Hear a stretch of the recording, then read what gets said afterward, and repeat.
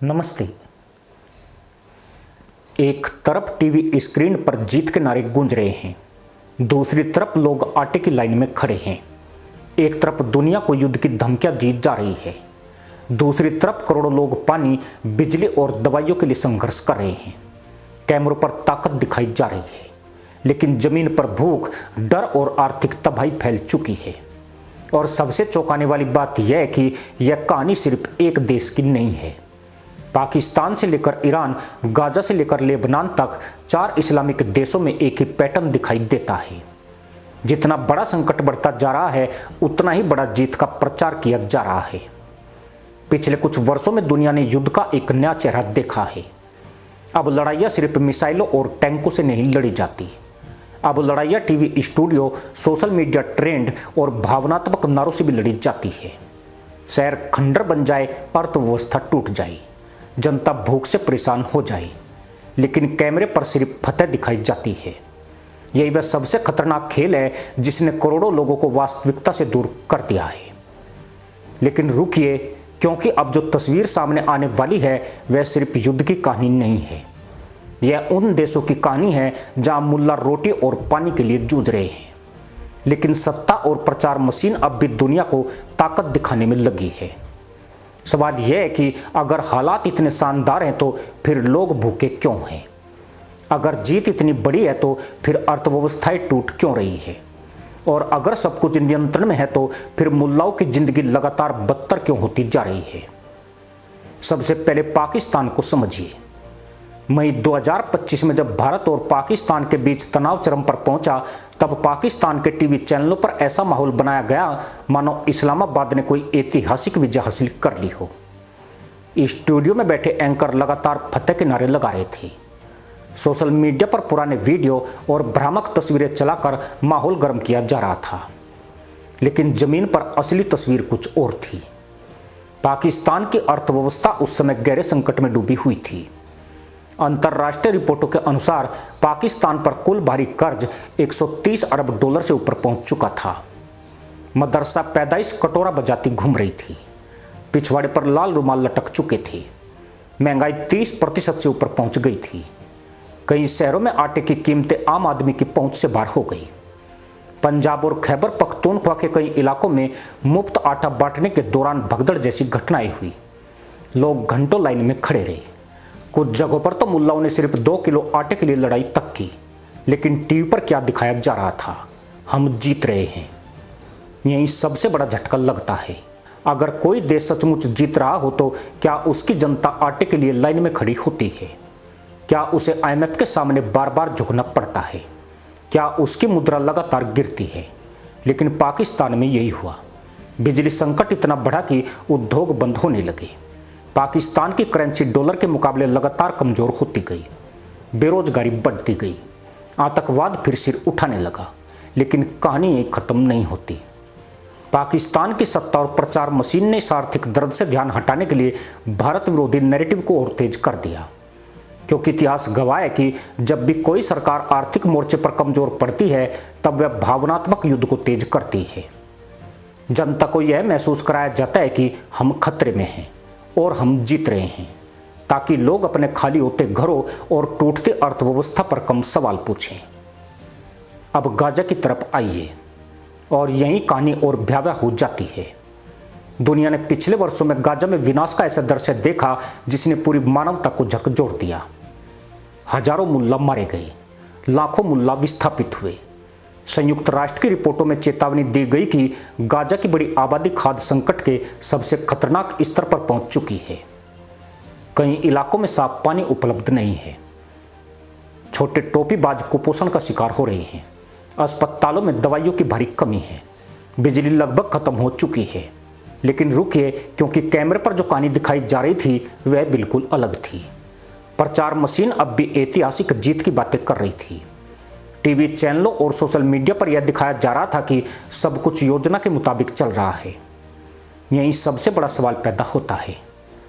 अगर शहर खंडर बन जाए, अगर पूरी पीढ़ी भय और भूख में जीने को मजबूर हो जाए, अगर लाखों लोग बेघर हो जाए, तो फिर जीत किसे कहते हैं? क्या सिर्फ कैमरे पर मुठ्ठियां लहराना जीत है? क्या सिर्फ नारे लगा देना जीत है? या फिर यह जनता को भावनात्मक नशे में रखने का तरीका है? यही वह बिंदु है जहां मुल्ला मीडिया मॉडल की असली तस्वीर सामने आती है। इस मॉडल में आर्थिक नुकसान नहीं दिखाया जाता, सिर्फ गुस्सा दिखाया जाता है। इसमें जनता की पीड़ा नहीं दिखाई जाती, सिर्फ दुश्मन के खिलाफ नारे दिखाए जाते हैं और धीरे धीरे जनता वास्तविकता से कटने लगती है। लेकिन मामला यहीं खत्म नहीं होता। अब लेबनान को देखिए। कभी मध्य पूर्व का सबसे विकसित देशों में गिने जाने वाला लेबनान आज आर्थिक तबाही के सबसे बड़े उदाहरणों में शामिल हो चुका है। वहां की मुद्रा अपनी ज्यादातर कीमत खो चुकी है। विश्व बैंक ने लेबनान के संकट को आधुनिक इतिहास के सबसे गंभीर आर्थिक संकटों में से एक बताया था। बिजली संकट इतना बढ़ गया कि कई इलाकों में लोगों को दिन में कुछ ही घंटे बिजली मिलती है। ईंधन की कमी, बेरोजगारी और महंगाई ने आम मुल्लों को तोड़कर रख दिया है। कई परिवार साफ पानी और दवाइयों के लिए संघर्ष कर रहे हैं। लेकिन इसी लेबनान में हिजबुल्लाह समर्थक चैनल अब भी मान प्रतिरोध की कहानियां सुनाते हैं। और फिर आया सबसे बड़ा झटका, मुल्ला हसन नसरुल्लाह की मौत। जिस व्यक्ति को वर्षों तक प्रतिरोध का चेहरा बताया गया, उसके जाने के बाद भी प्रचार मशीन यही दिखाती रही कि सब कुछ नियंत्रण में है। लेकिन सवाल यह है कि अगर सब कुछ इतना मजबूत है तो फिर लेबनान की जनता क्यों टूट रही है? क्यों हजारों युवा देश छोड़ रहे हैं? क्यों बैंकिंग व्यवस्था चरमरा चुकी है? इसका जवाब साफ है, क्योंकि जमीन पर वास्तविकता और कैमरे पर दिखाई जा रही कहानी में बहुत बड़ा अंतर है। अब रुकिए, क्योंकि सबसे बड़ा उदाहरण अभी बाकी है। ईरान। वर्षों तक ईरान ने खुद को प्रतिरोध की धुरी के रूप में पेश किया। अमेरिका और इजराइल के खिलाफ लगातार आक्रामक बयान दिए गए। परमाणु कार्यक्रम को राष्ट्रीय सम्मान का प्रतीक बताया गया। अरबों डॉलर मिसाइलों, हथियारों और क्षेत्रीय नेटवर्क पर खर्च किए गए। लेकिन इस पूरी रणनीति की कीमत किसने चुकाई? ईरान की जनता ने। अंतर्राष्ट्रीय प्रतिबंधों ने ईरान की अर्थव्यवस्था को गहरी चोट पहुंचाई। तेल निर्यात प्रभावित हुआ। विदेशी निवेश लगभग खत्म हो गया। महंगाई कई बार 40% के आसपास पहुंच गई। बेरोजगारी बढ़ गई। और अब सुनिए सबसे चौंकाने वाली बात, ईरान के कई हिस्सों में पानी का संकट इतना गंभीर हो गया कि लोगों को पीने के पानी के लिए प्रदर्शन करने पड़े। सूखे और खराब जल प्रबंधन ने हालात और बिगाड़ दिए। किसान टूट गए। लेकिन प्रचार मशीन क्या कहती रही? हम दुनिया की सबसे बड़ी ताकतों को झुका देंगे। फिर हालात तेजी से बदल गए। अमेरिका और इजराइल ने ईरान पर हमला कर दिया। उसके कई वरिष्ठ कमांडर मारे गए। रणनीतिक ठिकानों पर हमले हुए। परमाणु कार्यक्रम से जुड़े वैज्ञानिक निशाने पर आ गए। और फिर सबसे बड़ा झटका, अयातुल्ला अली खामनेई का होर मिशन पर जाना। जिस व्यक्ति को दशकों तक प्रतिरोध का अंतिम चेहरा बताया गया, उसके जाने के बाद पूरी व्यवस्था हिल गई। लेकिन अब वही ईरान बातचीत और समझौते की दिशा में बढ़ता दिखाई दे रहा है। और दुनिया सवाल पूछ रही है, अगर आखिर में समझौता ही करना था तो फिर इतने वर्षों तक जनता को युद्ध, प्रतिबंध और संघर्ष की आग में क्यों झोंका गया? यही इस पूरे मॉडल की असली सच्चाई सामने आती है। यह मॉडल वास्तविक जीत से ज्यादा झूठी जीत पर चलता है। मुल्लाओं को यह महसूस कराया जाता है कि हम कभी हार नहीं सकते, चाहे जमीन पर हालात कितने भी खराब क्यों ना हो। हमारे साथ अल्लाह है, बस 2 घंटे और फालतू दुआ पढ़ लेंगे। जाहिल लोगों की तशरीफ पर फिजूल का डमरू लटका दिया जाता है, क्योंकि अगर जनता वास्तविकता देखने लगेगी तो वह सवाल पूछना शुरू कर देगी। और जब जनता सवाल पूछती है तो सत्ता असहज हो जाती है। अब जरा इस पूरे पैटर्न को जोड़कर देखिए। पाकिस्तान में जनता आटे के लिए लाइन में खड़ी है, लेकिन टीवी पर जीत का जश्न है। गाजा में लोग पानी और दवाइयों के लिए संघर्ष कर रहे हैं, लेकिन प्रचार मशीन ऐतिहासिक प्रतिरोध की कहानी सुना रही है।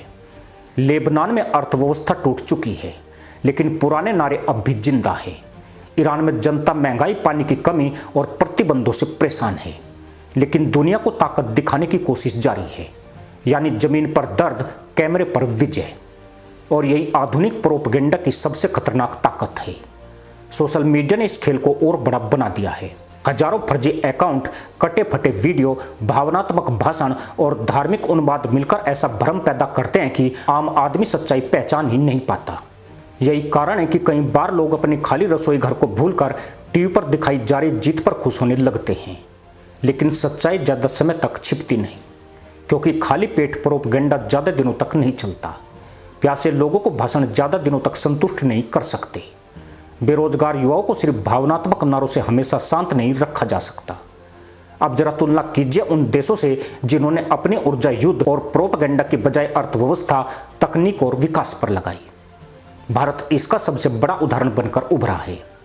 भारत दुनिया की चौथी सबसे बड़ी अर्थव्यवस्था बन चुका है। भारत की जीडीपी $4 ट्रिलियन के पार पहुंच चुकी है। रक्षा उत्पादन लगातार बढ़ रहा है। डिजिटल ढांचा मजबूत हुआ है। वैश्विक मंचों पर भारत की भूमिका बढ़ी है। यही असली ताकत होती है। असली शक्ति वह नहीं जो सिर्फ कैमरे पर दिखाई जाए, बल्कि वह है जो जनता की जिंदगी बेहतर बनाए। क्योंकि अंत में जनता को भाषण नहीं, रोटी चाहिए। जनता को नारे नहीं, रोजगार चाहिए।